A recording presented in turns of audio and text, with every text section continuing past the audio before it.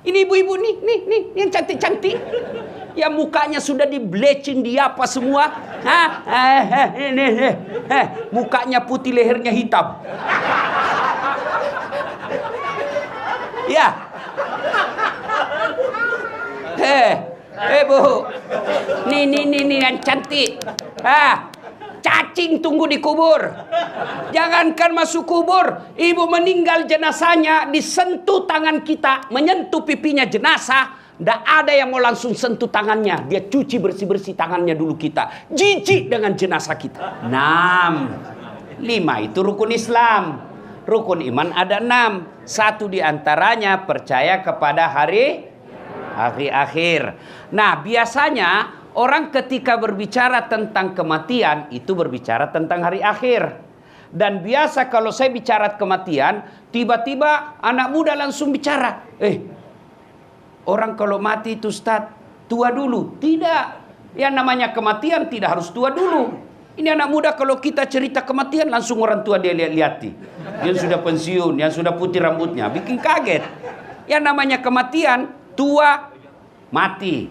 Orang kaya, mati. Orang miskin, mati. Raja-raja, mati. Rakyat biasa, mati. Ustadz, mati. Kalau ustadz duluan, siapa yang tak siap, Pak? Semua mati. Berarti yang jadi masalah sesungguhnya bukan mati. Karena mau atau tidak, tiba saatnya pasti mati. Yang jadi masalah, bagaimana kondisi kita mati. Itu yang jadi masalah. Itulah sehingga setiap Jumat dibaca ini ayat. Ya ayyuhalladzina amanu taqullaha haqqa tuqatih. Wahai orang-orang yang beriman, bertakwalah kalian kepada Allah dengan sebenar-benarnya takwa. Wala tamutunna, dan jangan kamu mati illa kecuali wa antum muslimun, dalam keadaan beragama Islam. Berarti ayat ini Allah informasikan ada di antara kita KTP-nya Islam, ngakunya Islam, tapi mati tidak dalam keadaan membawa Islam. Insya Allah kita tidak akan mati dalam keadaan berjudi. Insya Allah kita tidak akan mati dalam keadaan berzina. Insya Allah kita tidak akan mati dalam keadaan merampok. Tapi yang bisa membuat kita mati kafir, hubbi aklil haram, suka memakan makanan haram. 1 diantaranya menerima serangan fajar ketika pemilu kemarin.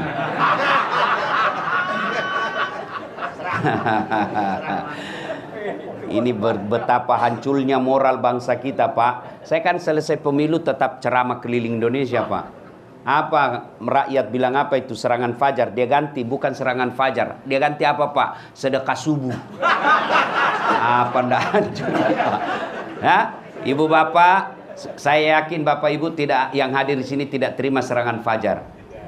Tapi kalau ada yang jadi sponsor serangan fajar, itu bagian daripada kebatilan. Ya, Ibu Bapak, saudara-saudara sekalian, kita sedikit tentang kematian. Biasanya kalau kita cerita kematian, itu kita selalu berpersepsi, berpikir harus tua dulu, harus sakit dulu. Tidak. Kematian, anak muda pun pasti mati. Suatu ketika, Sulaiman alaihissalam lagi ceramah seperti ini. Tiba-tiba datang tamu tadi diundang. Berkatalah tamu tadi, Assalamualaikum warahmatullahi wabarakatuh ya Rasulullah. Waalaikumsalam warahmatullahi wabarakatuh. Nabi Sulaiman katakan, silakan masuk, duduk. Duduklah tamu tadi. Nabi lanjutkan ceramahnya. Belum selesai Nabi ceramah, tiba-tiba tamu tadi, Pak, diangkat tangan. Ya Rasul, ada pekerjaan saya penting, tidak bisa ditunda dan tidak bisa dimajukan. Saya izin pamit dulu. Kata Nabi, silakan. Berangkatlah tamu tadi. Sepeninggal tamu tadi, Nabi bertanya kepada jamaahnya, saudara-saudara sekalian, ada yang tahu siapa itu tadi tamu? Tidak ya Rasul, Anda yang lebih tahu. Nabi Sulaiman katakan, itulah tadi yang memisahkan dengan segala orang yang kau cintai di dunia. Itulah tadi yang memisahkan kamu dengan harta yang kau miliki. Itulah tadi yang memisahkan antara jasad dengan rohmu. Itulah tadi malaikat pencabut nyawa yang setiap kali datang pasti ada yang ingin diambil dan tidak kembali sebelum diambil yang diinginkan. Selesai berkata begitu, tiba-tiba dari belakang ada anak muda, dia angkat tangannya. Ya Rasul, itu tadi malaikat pencabut nyawa. Betul. Tidak kembali sebelum diambil yang diinginkan. Ya, mati saya ya Rasul. Kenapa? Semenjak dia datang sampai pulang, saya terus dia lihat-lihati. Kata Nabi Sulaiman, hati-hati kok. Mudah barangkali kau yang diinginkan. Ya Rasul, jangan main bawa saya jauh. Ya Rasulullah, bawa saya jauh sampai dia tidak dapat saya tadi ini. Nabi Sulaiman katakan, baik, angin, tolong terbangkan anak muda ini. Nabi Sulaiman dengan izin Allah, mukjizatnya pandai bicara dengan binatang, pandai perintah angin. Bahkan dia adalah manusia terkaya di dunia sampai sekarang ini. Kata Nabi Sulaiman, angin, tolong kau terbangkan anak muda ini. Bawa di mana mau pergi. Siap. Diterbangkanlah anak muda ini, Bu. Kiri, kanan, lurus, kiri, kanan. Dia pikir, sudah jauh saya, kurang ngajar. Tidak dia dapat lagi saya tadi itu. Bikin kaget-kaget. Angin. Sudah, turunkan saya. Sudah saya jauh ini. Turun. Pas turun, baru satu langkah diinjakkan kakinya di tanah, langsung muncul itu tadi tamu. Dari mana kau? Dari tadi saya tunggu kau. Kenapa saya tinggalkan majelis tadi? Karena di sini takdirmu harus mati. Akhirnya dia tinggalkan, dia hindari kematian. Justru kenyataannya dia datangi kematiannya. Kullu nafsin saikatil maut. Semua yang hidup pasti akan mati. Sebaliknya, kalau tidak tiba saatnya, biar setengah mati kau mau mati, tidak akan mati. Ini ada cerita, wallahu alam benar atau tidak. Ada ibu ketahuan suaminya selingkuh. Dia dapat WhatsApp-nya lope-lope. Sakit hatilah dia. Akhirnya dia mau bunuh diri. Dia ambil racun. Dia masuk di kamarnya, minum racun. Karena buru-buru takut didapat anaknya, dia buru-buru minum racun, akhirnya lebih banyak masuk di hidungnya daripada mulutnya. Muntah-muntah, tidak jadi mati. 1 bulan kemudian, ketahuan lagi suaminya selingkuh. Dia mau bunuh diri. Lihat racun, bulan lalu gagal. Dia ambil pisau, Bu. Dia iris urat nadinya. Rencana bunuh diri, dia iris urat nadinya. Dia lupa ternyata pisau yang dipakai pisau tumpul. Tidak jadi lagi mati. 1 bulan kemudian bertengkar lagi sama suaminya. Dia mau bunuh diri. Dilihat racun gagal. Dia lihat pisau gagal. Akhirnya dia lari ke belakang rumahnya. Lompat masuk ke dalam sumur. Ternyata dia lupa waktu itu musim kemarau. Ternyata air dalam sumur tidak cukup. Tidak jadi lagi. Saudaraku, ajal bila tiba tidak bisa dimajukan, tidak bisa diundur. Kullu nafsin saikatil maut. Semua yang hidup pasti akan mati. Tungke maki nyawai pasti mati, kata orang Bugis. Al mautu babun. Mati adalah pintu yang setiap kita melewatinya. Nah, sekarang ibu bapak pernah ngantar jenazah? Pernah ngantar jenazah? Bukan pernah, sering. Itu kata Nabi, kalau kalian meninggal, 3 tuh yang ngantar kamu. 2 yang kembali, 1 yang tinggal menemanimu masuk kubur. Apa gerangan yang mengantar kita ke liang kubur? 1, keluarga. Handai taulan, sanak saudara, kenalan, tim sukses.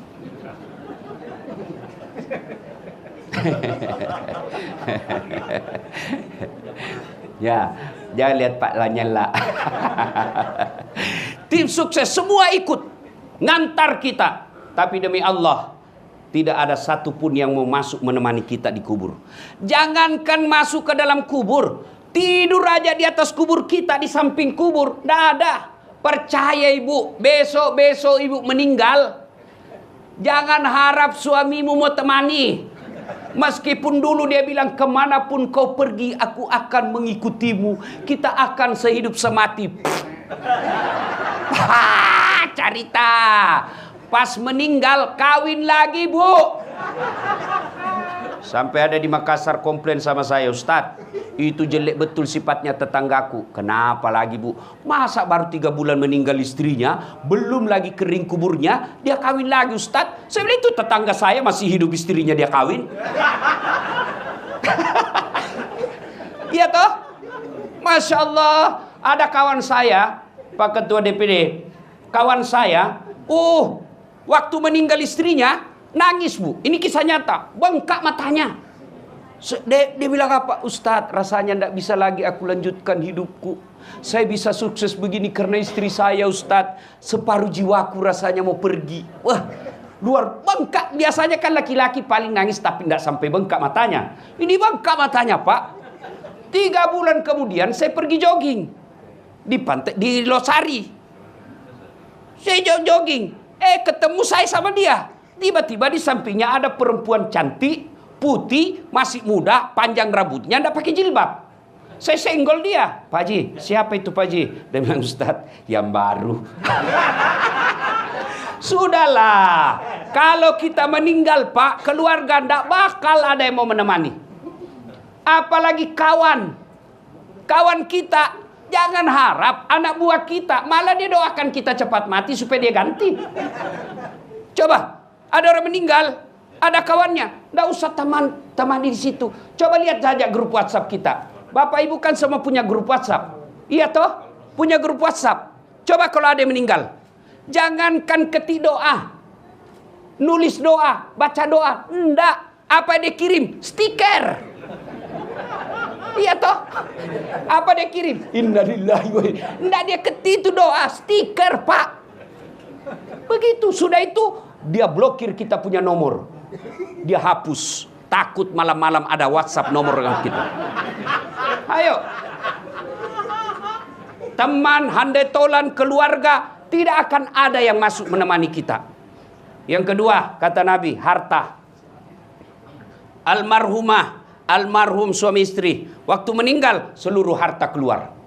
Mobil, motor keluar ngantar. Tapi demi Allah, hanya satu yang menemaninya masuk ke dalamnya. Apa itu? Kain kafan. Mulai dari yang paling kaya sampai yang paling miskin, kainnya sama, kain kafan. Tidak mentang-mentang dia kaya dikasih kain sutra, tidak. Coba lihat kain kafan, ada kantongnya? Ada kantongnya? Enggak mentang-mentang kaya, kasih masuk di dalamnya iPhone 15. Enggak. Kaos kaki aja enggak boleh kita pakai kalau orang Islam. Apa yang kita bawa? Harta. Kain kafan. Ibu-ibu ini orang-orang kaya semua. Ibu sekarang pakai parfum merek-merek internasional. Bulgari, Angelman, Hermes. Begitu ibu meninggal, apa parfumnya? Kapur barus. Iya. Hilang semua itu. Harta ini ibu-ibu nih yang cantik-cantik. Yang mukanya sudah di bleaching, di apa semua. Mukanya putih, lehernya hitam. Ya. Bu. Nih yang cantik. Cacing tunggu di kubur. Jangankan masuk kubur, ibu meninggal jenazahnya disentuh tangan kita, menyentuh pipinya jenazah. Tidak ada yang mau langsung sentuh tangannya. Dia cuci bersih-bersih tangannya dulu kita. Jijik dengan jenazah kita. Harta tidak ikut. Keluarga pulang. Yang setia menemani kita masuk. Amal. Amal itu ada 2. Amal kebaikan, amal keburukan.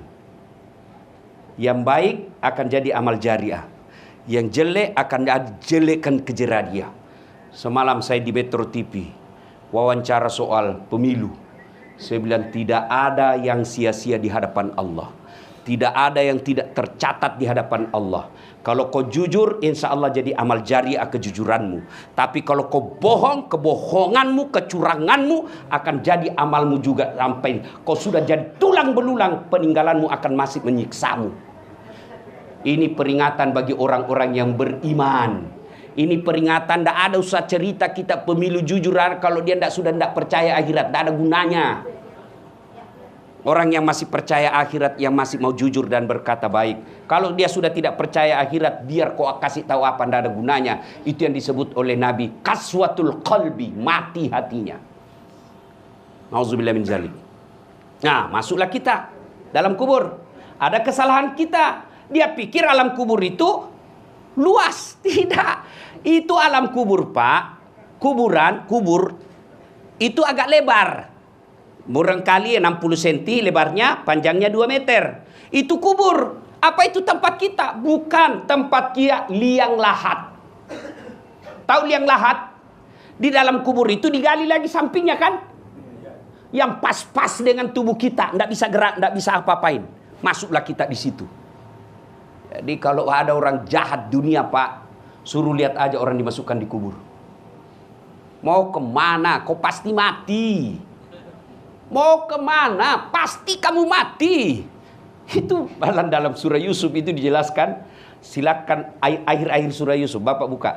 Bahasa Indonesianya begini, kurang lebih dia Allah katakan begini. Silakan lakukan apa yang kamu mau lakukan semau-maumu, karena kami pun menunggu kelakuanmu nanti di akhirat. Kita tunggu semua itu. Allah tunggu semua kelakuanmu itu.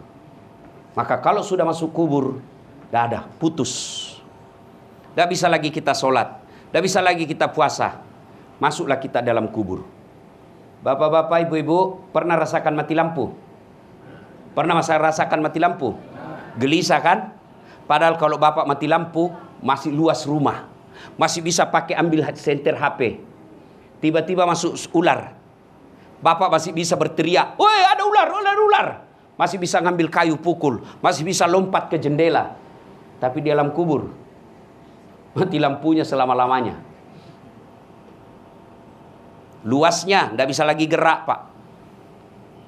Ditindis, tidak bisa gerak. Itulah alam kubur. Dan kata Nabi, ketika kau sudah masuk alam kubur, hanya 3 lagi yang bisa membantumu. Apa gerangan? 1, anak yang soleh dan soleha. Almarhumah dan almarhum. Beliau suami istri tidak bisa lagi sholat, tidak bisa lagi puasa, tidak bisa lagi sedekah, tidak bisa lagi haji. Yang bisa dilakukan amal-amalnya mengalir adalah anak yang soleh dan soleha. Saya mau tanya ibu-ibu, Bu, ibu, bisa ndak anaknya jadi anggota DPR ndak pernah nyalek? Bisa ndak? Ndak mungkin. Bisa ndak anak bapak ibu jadi dokter tidak pernah kuliah fakultas kedokteran? Ndak mungkin. Bisa ndak anak ibu bapak jadi tentara polisi ndak pernah daftar tentara polisi? Ndak mungkin. Tapi bisa ndak anak bapak ibu soleh dan soleha meskipun ndak dokter? Bisa ndak anak kita soleh dan soleha meskipun dia ndak pernah nyalek? Bisa. Itu pesannya, anak yang soleh dan soleha jauh lebih mudah daripada menjadikan anak kita doktor, insinyur, profesor. Tanya mereka yang sudah uzur. Apa mereka masih mengharapkan ruko? Apa mereka masih mengharapkan mobil mewah? Yang diharapkan anaknya ada di sampingnya. Sayang 1000 sayang. Orang tua sekarang lebih bangga kalau anaknya doktor, anaknya anggota DPR, tapi tidak malu kalau tidak pernah dilihat anaknya sholat berjamaah. Demi Allah Bu, ketika ibu wafat, anak yang diharapkan doakan kita. Teman jangan harap. Suami, kawin lagi. Saya kan didengar istri saya ceramah saya begini. Dia lihat ceramah saya di YouTube. Mamanya istri saya. Dia bilang, "Ustadz, jadi kalau saya duluan meninggal, Ustadz mau kawin lagi?" Saya bilang, "Sini kau sayang. Kau duduk di sampingku, saya kasih dengar kau baik-baik. Jangankan kau meninggal, kau masih hidup saja, saya selalu berpikir kawin lagi. Apalagi kalau kau sudah mati. Bukan karena saya takut, cuma kau lebih berani dari saya." Bapak, Ibu, saudara-saudara sekalian, kita tentu berharap ketika kita sudah di alam kubur, anak kita minimal setiap 5 waktu berdoa, "Allahumma gfirli wali walidayya warhamhuma kama rabbayani shaghira." Sayang orang tua sekarang bangga kalau anaknya tahu bahasa Inggris, tapi dia tidak malu anaknya tidak tahu ngaji. Karena ada orang bilang, hebat betul itu Ustaz. Apalagi hebatnya anaknya Ustaz, masih SD kelas 3 lancar betul bahasa Inggris. Apa hebatnya itu? Banyak yang begitu Bu. Masa banyak Ustaz? Iya. Ibu coba ke Inggris. Anak-anak di sana Pak, baru belajar bahasa sudah bahasa Inggris Pak. Lalu apakah anakmu ketika pandai bahasa Inggris dia berdoa pakai bahasa Inggris nanti? Oh my God, please help me my mother. Enggak, dia tetap juga pakai bahasa Indonesia. Apa yang Bapak Ibu banggakan dengan anak yang tidak tahu sholat? Coba lihat anak-anak kita sekarang, Pak. Lebih respect sama cowoknya yang baru kenal 2 bulan daripada bapaknya yang sekolahkan dia. Mereka lebih sayang sama ceweknya daripada ibunya. Kalau ibunya yang telepon, nak, kau antar dulu mak. Bapakmu ndak bisa, lagi banyak kerjaan. Apa kata? Wah, lagi sibuk mak. Sekali ceweknya, tunggu deh sebentar, 10 menit saya sampai. Apa yang kita harap dari anak seperti ini? Demi Allah, kita orang tua tidak berharap doktermu bawa ke sini, tapi kita berharap usia senjaku kau urus saya. Ibu-ibu sayang, kita lebih mengawasi suami daripada mengawasi anak. Ngapain awasi anak suami kita? Biar HP-nya kita mau periksa. Untuk apa? Kalau ibu dapat hal-hal negatif di HP, apa yang ibu mau? Gelisah kan? Sengsara perasaan. Mau dicerai? Mampu jadi janda. Hah? Tak nampak saya bela bapak hari ini. Mampu dapat yang lebih baik dari yang sekarang. Daripada ngawasi HP suami, mending ibu awasi anaknya. Suami maksiat, ibu ndak tanggung. Suami ndak sholat, ibu ndak tanggung. Tapi anak ndak jilbab, anak ndak sholat, anak ndak puasa, ibu yang nanti diminta tanggung jawabnya. Ngapain ngawasin suami? Kita ndak tanggung dosanya, tapi anak kita tanggung dosanya. Maka ibu, didik anak kita ibu. Terutama sholat. Cari mati anak mau baik kalau dia ndak sholat. Apa yang mau diharapkan? Coba anak-anak kita yang cantik, yang kecakep-cakep, yang baik kerjanya. Itulah yang potensial menyengsarakan orang tuanya. Tapi coba anak kita yang sekolahnya seadanya. Akhlaknya baik. Inilah yang ngurus orang tuanya di usia senjanya.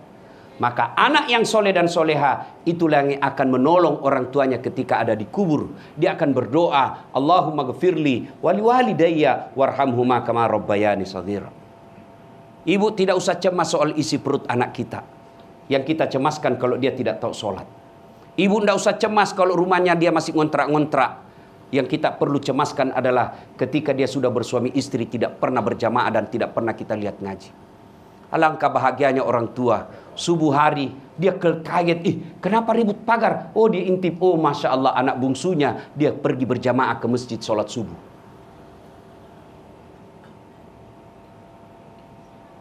Alangkah sengsaranya kita orang tua. Anak kita tengah malam baru datang. Siapa yang ngantar cowoknya? Jam 2 dini hari baru pulang. Apa yang ibu bapak harap dari anak seperti itu? Maka kita berharap tentunya almarhum almarhumah punya anak yang soleh dan soleha. Sehingga menjadi kekayaan buat almarhum almarhumah di alam kubur. Yang kedua, yang bisa menolong kita, sedekatun jariah, sedekah. Ini ibu-ibu ini, ibu-ibu terhormat semua di dalam sini. Ya, banyak saya lihat semua emas berliannya. Ibu, ibu, kalau ibu meninggal siapa yang pakai itu emas berlian? Siapa ibu? Anak, istri kedua. Hancur ibu-ibu hari ini. Ayo, coba lihat, ketika ibu meninggal, dikeluarin itu cincin, nangislah suami. Ini cincin pernikahan kita dulu ibu. Dia tarik, dia paksa keluar. Sudah itu dia cabut lagi gelangnya. Ini ulang tahun pernikahan kita dulu ibu, saya belikan kau di Dubai. Dia cabut lagi, kau punya kalung ini ibu dulu. Waktu kita pergi umroh ibu, habis emas diambil. 3 bulan kemudian kenal sama janda. Dia ambil semua emas, dia kasih jandanya. Dek, ini mantan istriku sudah mati. Dia bilang sudah mati, ambilin emas. Maka ibu, daripada dipakai istri kedua, mending ibu sedekah sekarang. Sedekah. Dan enaknya ibu-ibu seperti yang di dalam ini, yang kaya-kaya, ngapain pakai yang asli bu? Lebih asli jual, jadikan masjid. Itu yang namanya pandai menyikapi harta. Apalagi kalau ibu sudah pakai 20 tahun. Ngapain lama-lama?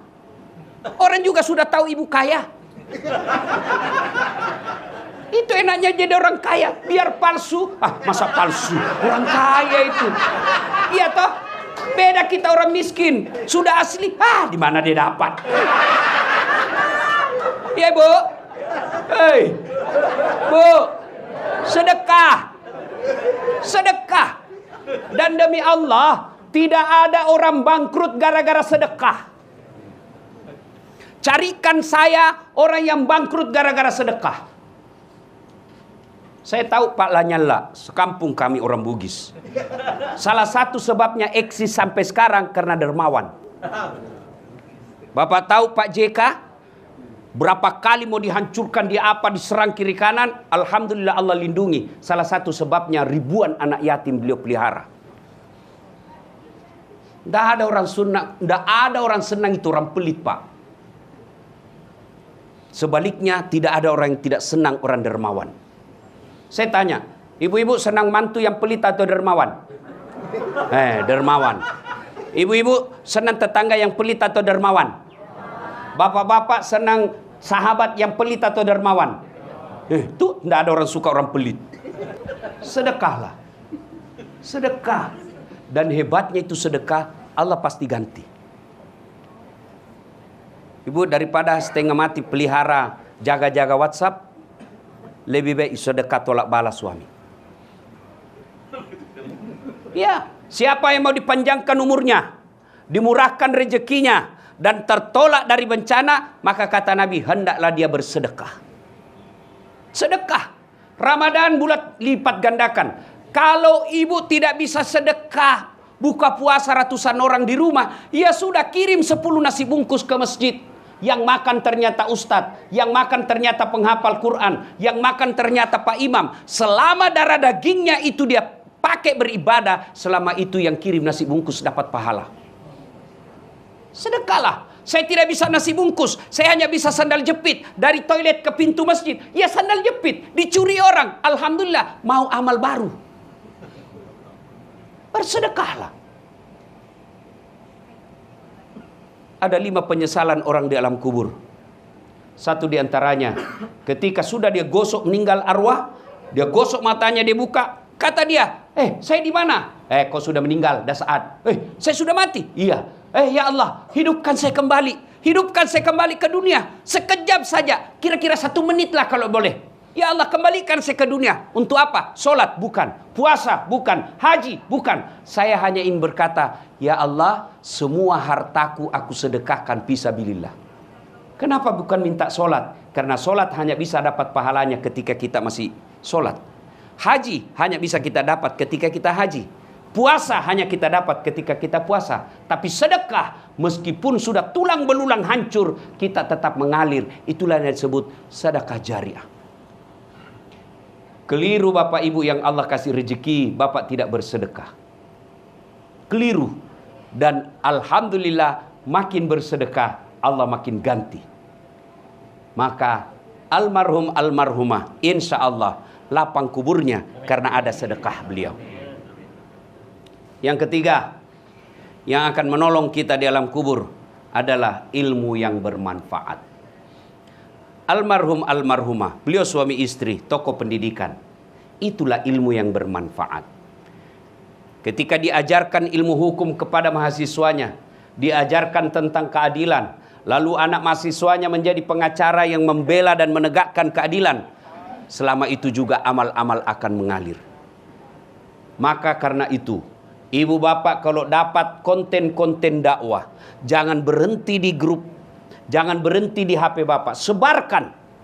Bapak punya 10 grup WhatsApp, satu grup 100 orang, kirim 1000 orang yang terima. Kalau ada yang mengamalkan 5 orang, selama 5 orang itu amalkan, bapak dapat pahala seperti pahalanya penceramah tanpa mengurangi pahala penceramah.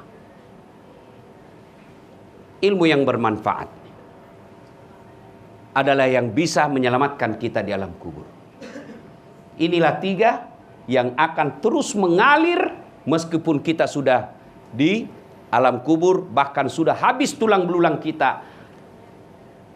Anak yang soleh dan soleha, sedekah harta, kemudian ilmu yang bermanfaat. Dan orang yang ada di alam kubur sekarang masih transit. Belum sampai surga. Termasuk Rasulullah Muhammad SAW.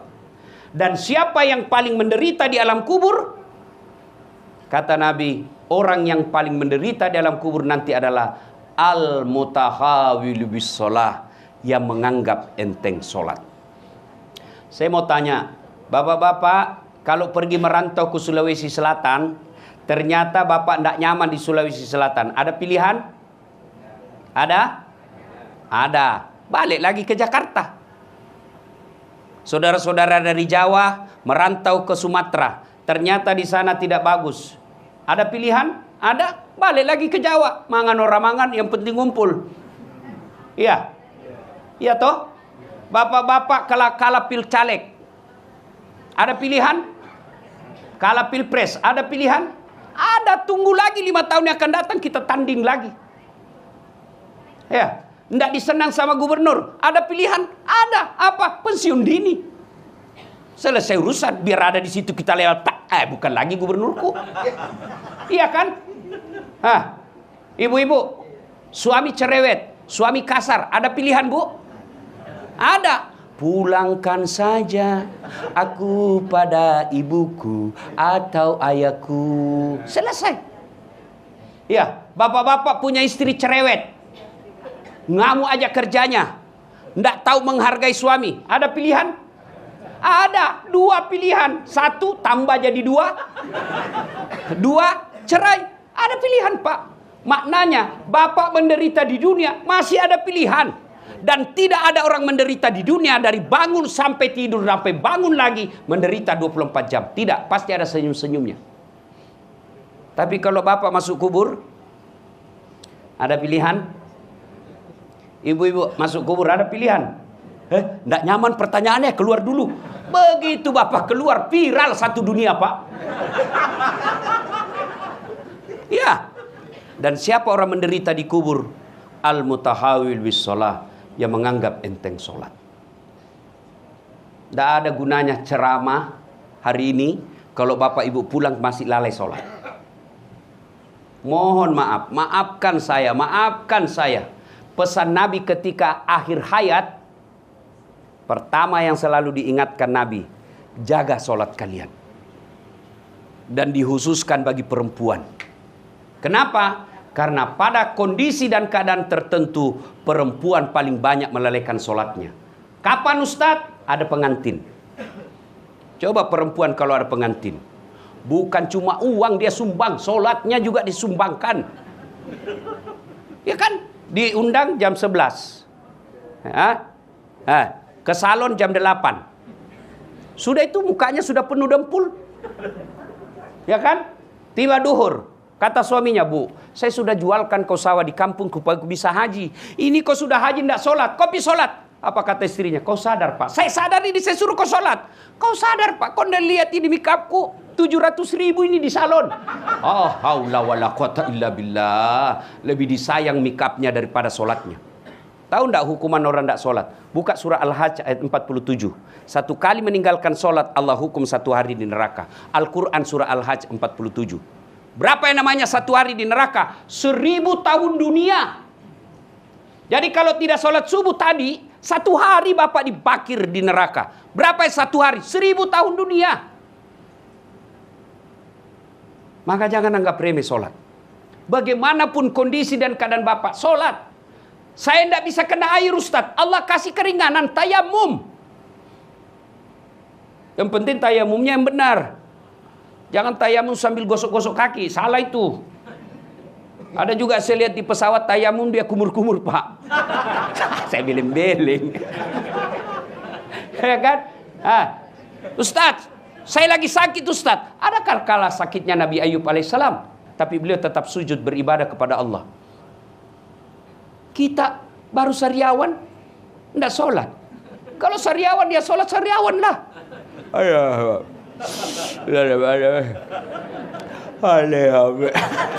Allah tahu bapak lagi sariawan. Apa lagi alasannya bapak tidak sholat? Ayo. Gagah Ustaz, selebriti. Ada kala gagahnya Nabi Yusuf. Nabi Yusuf itu manusia tercakap di dunia. Bayangkan Nabi Yusuf Itu ibu-ibu disuruh ngiris bawang lewat Nabi Yusuf. Begitu pesonanya wajahnya Nabi Yusuf, tidak sadar dia iris tangannya itu ibu-ibu. Mana ada gagah seperti itu? Segagah-gagahnya artis lewat, jangankan ngiris tangan, bau ketek aja kita rasa. Yusuf alaihissalam cakap tetap beribadah kepada Allah. Dia pintar Ustaz. Ada kala pintarnya itu Nuh alaihissalam sampai sekarang teknokrat yang belum ada yang saingi. Orang semua bikin perahu. Orang Sulawesi pandai bikin perahu namanya pinisi. Di mana dia bikin perahu? Pesisir pantai. Nabi Nuh di atas gunung dia bikin perahu, Pak. Tetap beribadah kepada Allah. Maka tidak ada alasan kita tidak sholat. Sholat. Kalau orang sudah tidak sholat, tidak ada semua nilai sholatnya. Tidak ada semua nilai dia punya. Kenapa? Yang pertama kali nanti diperiksa sholat. Puasa bagus, tapi tidak sholat tidak ada gunanya. Saya memberikan ilustrasi sederhana. Bapak ibu saudara-saudara sekalian sering ke bank, nabung, kenal sama yang apa sih namanya itu yang terima duit kita? Teller, apa? Ya itu, ya. Nah, itu kalau dia kenalan sama bapak kan sudah sering. Besok bapak mau ngambil duit, boleh enggak langsung ambil? Mana uangku? Kau kenal saya kan? Iya, mana uangku? Ya saya simpan 100 juta. Boleh enggak ambil seperti itu? Enggak. Dia akan tanya, mana buku rekeningnya? Hilang. ATM-nya hilang juga. Bapak boleh ambil tapi urus dulu. Kau kenalkan saya dan kau lihat itu uang saya. Iya bapak betul, tapi bapak harus urus dulu surat keterangan hilang di kepolisian. Begitu juga di akhirat. Bapak punya puasa, bapak punya haji, bapak punya sedekah, bapak punya silaturahmi, menyekolahkan anak yatim, tapi tidak sholat. Mana? Kata Allah, kata Nabi, malaikat penjaga, mana buku rekeningmu? Apa itu? Sholat. Tidak ada. Kau urus dulu keterangan hilang di neraka. Kau ke neraka dulu. Apa susahnya sholat? Ibadah yang paling gampang. Puasa Pak, 30 hari orang lapar. Dari subuh sampai maghrib. Haji perlu dana. 1 bulan kita tinggalkan pekerjaan. Zakat perlu modal. Sholat, apa susahnya? Saya tidak tahu bacaan Ustaz. Wala tayasu min rauhillah. Jangan kau putus asa. Salat jamaah. Asa salat jamaah. Kalau imam sudah baca, makmum sudah diwakili. Selesai. Apa lagi? Tidak ada kecuali malas.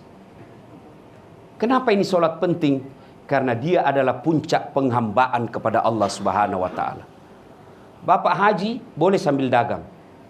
Bapak puasa boleh sambil dagang. Tapi sholat tidak boleh ada kegiatan lain. Kenapa? Kamu lebih menghamba. Mana boleh kita sholat Allahu Akbar. Begadang jangan begadang. Batal sholatnya. Allahu Akbar. Pak Haji berapa gas? 20.000. Nggak bisa. Kenapa? Kamu lagi menghamba kepada Allah. Disinilah puncaknya. Maka sholat adalah as-sholatu imanuddin. Sholat tiangnya agama. Bangunan rumah bisa kokoh meskipun tidak ada dinding. Bangunan rumah bisa kuat meskipun tidak ada atap. Tapi tidak mungkin ada bangunan yang kokoh tanpa tiang. Itulah sholat 5 waktu. Ibu bapak saudara-saudara sekalian, inilah tausiah kita. Pada akhirnya, kullu nafsin sa'iqatil maut. Semua yang hidup pasti akan mati. Al-mautu babun. Mati adalah pintu yang setiap kita pasti melewatinya. Tidak usah panjang kita ingat ceramah saya pada malam ini. Cukup sebelum kita tidur, tanya diri kita masing-masing. Kematian adalah sesuatu yang pasti. Sudah siapkah saya menghadapi kematian? Dan apa bekal dalam menghadapi kematian? Sebaik-baik bekal adalah takwa. Di antaranya sholat 5 waktu.